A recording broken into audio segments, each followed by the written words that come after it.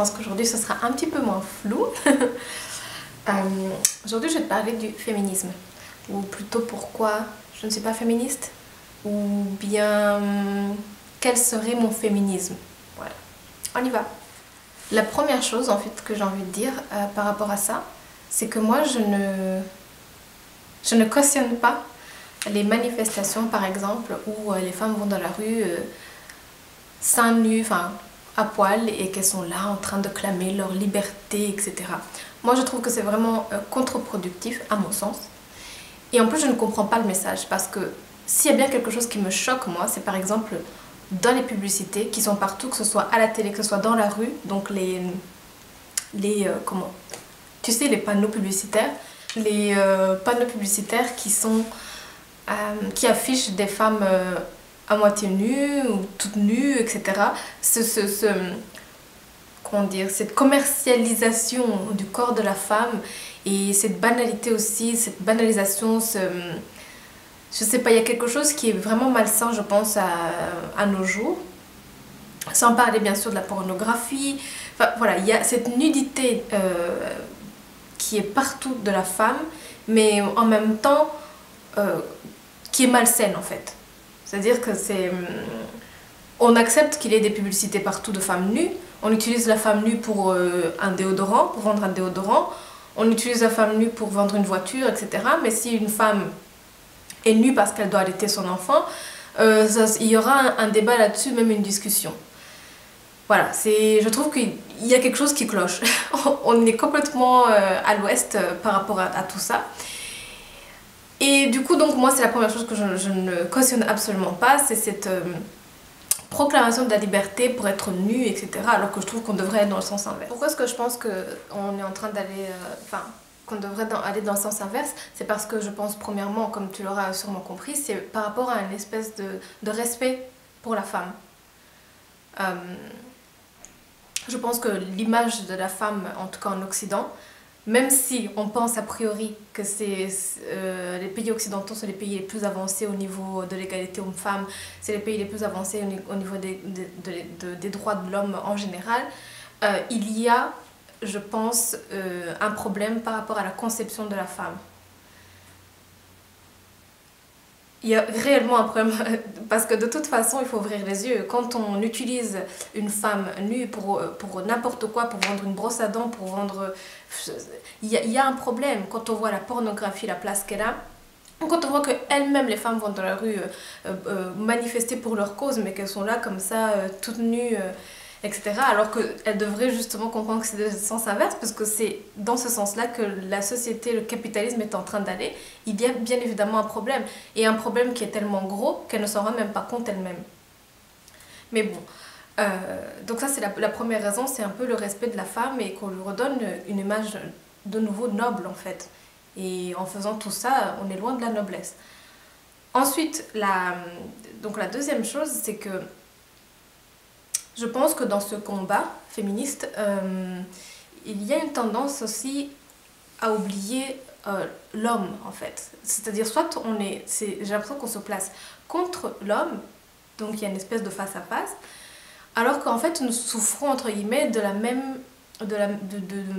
même chose. Comment je pourrais expliquer ça? Tout part je pense, au moment du catholicisme en fait. C'est-à-dire qu'à partir de ce moment-là, et puis même je pense avant, mais je veux dire, les choses ont été vraiment établies d'une manière assez rigide, etc. La femme est ceci, la femme, voilà, tous les rôles que nous connaissons, l'homme, etc. Et de toute façon, toutes les choses rigidifiées finissent par faire souffrir les personnes, parce qu'il y a des extensions, il faut que les frontières soient un peu plus extensibles, et que en plus les généralités, ce sont des généralités mais qu'elles ne conviennent pas à exactement tout le monde. Quoi qu'il en soit, ce que je voulais dire, c'est que le fait que les femmes soient confinées dans le rôle soit de la mère, soit de la mère au foyer, la femme qui cuisine, la femme qui nettoie, nanana, autant les hommes souffrent aussi voilà, d'être les hommes forts qui ne ressentent pas d'émotions, ou en tout cas d'émotions du style je ne sais pas très bien, j'ai peur, je suis triste, etc. Puisque c'est l'homme fort. Les choses que, par exemple, que leur sexualité est toujours là, qu'ils ne souffrent pas peut-être d'un manque de libido selon leurs émotions, ou qu'ils aient besoin aussi d'émotions, d'affection, voilà, que tout est toujours sexuel et que voilà, et qu'ils ne pensent pas par la tête mais par le bas-ventre, en dessous de la ceinture, voilà. Je pense que tous les deux nous souffrons de ce genre de confinement et que il serait mieux de travailler ensemble et de reconnaître certains, comment dire, certains attributs biologiques. Déjà, mais ça je pense que c'est un autre point, mais bon, je mélange un peu tout. Mais je pense qu'il faudrait reconnaître certains attributs biologiques pour en fait aller dans le même sens. Je m'explique. Justement, je parlais du fait d'être dénudé. Si nous acceptons et nous arrêtons d'absolument culpabiliser l'homme ou de vouloir même nier cette histoire-là, que c'est son problème, il a qu'à et voilà, vraiment de le culpabiliser, de montrer ça comme si c'était un monstre, si nous acceptions que l'homme est plus visuel que nous, c'est-à-dire que l'homme, quand il voit une femme nue, une femme dénudée, ou des courbes d'une femme, ben, ça lui fait quelque chose, alors que nous, les femmes, ben, on n'est pas si physique que ça. Enfin, nous le sommes, mais pas autant que l'homme. Voilà.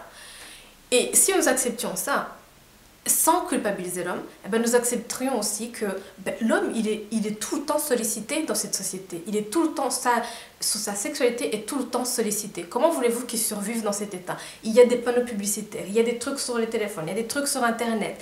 Il y a les femmes en plus qui se baladent avec des leggings moulants, avec des mini-jupes, avec des décolletés parce que c'est leur liberté.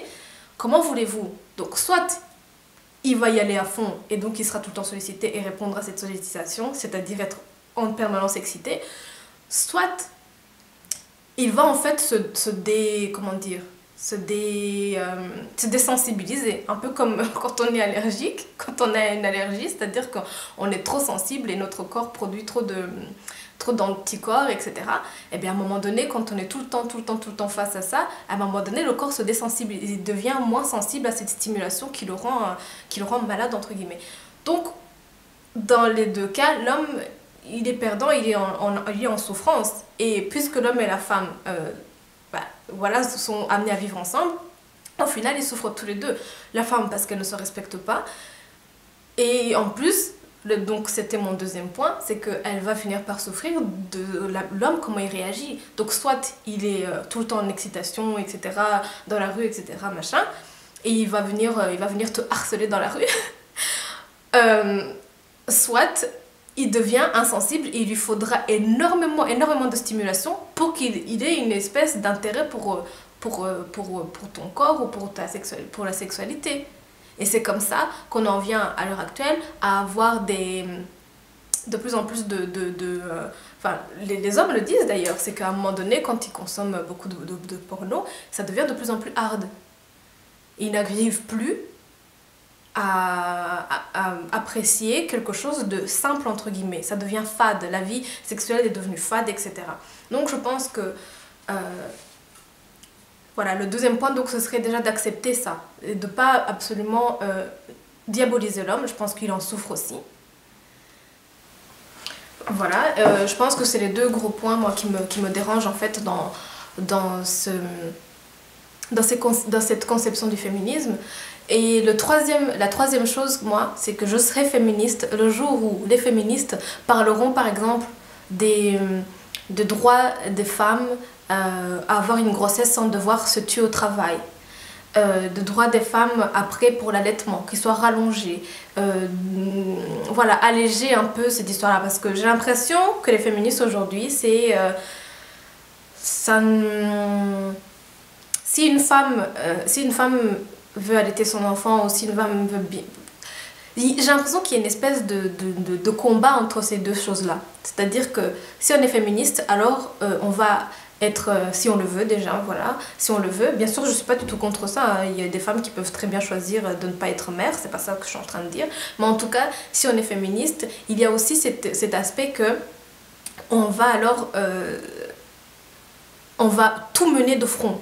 On va être une bonne travailleuse, carriériste, etc. Mais en même temps, on va avoir 2 enfants et on va être une bonne épouse et ceci, cela, et nanana, et tout ça. Mais moi je suis pas persuadée que ce soit super bon. Regardez la preuve, la plupart des gens se séparent et c'est arrivé au même moment que ces histoires d'égalité des sexes, etc. Il faut quand même se poser des questions. Il n'y a plus personne à la maison. Il n'y a plus personne à la maison, les enfants en souffrent. Pourquoi est-ce que nos jeunes sont de plus en plus en train de commettre des suicides, en train de se tourner vers Internet, il y a quelque chose qui ne va pas, que ce soit dans la famille, que ce soit dans le couple. Et moi je pense que ça vient de cette erreur de vouloir absolument que la femme soit une femme superwoman. On n'est pas obligé d'être des superwoman pour être des femmes dignes de ce nom, c'est ça que je voudrais dire. C'est parti, moi je comprends le cheminement et ce qui s'est passé parce que par rapport aux années 60, enfin donc les années, avant les années 60, voilà, il y a eu une espèce de boom, on a eu la machine à laver, tout ça, ça s'est allégé, la femme, elle avait besoin voilà, d'exploser, de faire toutes ces choses-là, un peu comme un enfant à qui on ne permet pas de faire des choses, ben, à un moment donné il va exploser. Mais maintenant, est-ce qu'on peut se calmer et réfléchir un peu? Voilà, moi c'est ça que je voudrais pointer. Je pense que c'était vraiment les 3 gros points. Bien sûr, je pourrais développer plus que ça, mais comme vous savez, je ne prépare pas les choses, c'est vraiment une réflexion qui se passe et voilà. Et cette vidéo d'ailleurs a traîné à venir parce que j'en avais parlé, je pense en janvier ou en décembre, je sais plus, suite à ma réponse à Amélie Menu et Raj sur l'égalité homme-femme. Et j'avais dit que je ferais une suite et voilà, c'est maintenant. Donc voilà, moi c'est comme ça en tout cas, c'est les 3 gros problèmes je trouve par rapport au féminisme d'aujourd'hui. En tout cas comment je le vois. Voilà, n'hésite pas à me dire ce que toi tu en penses, comment tu vois tout ça et si ce que je te dis résonne ou pas du tout, t'es d'accord, t'es pas d'accord. Voilà, merci, à bientôt, ciao.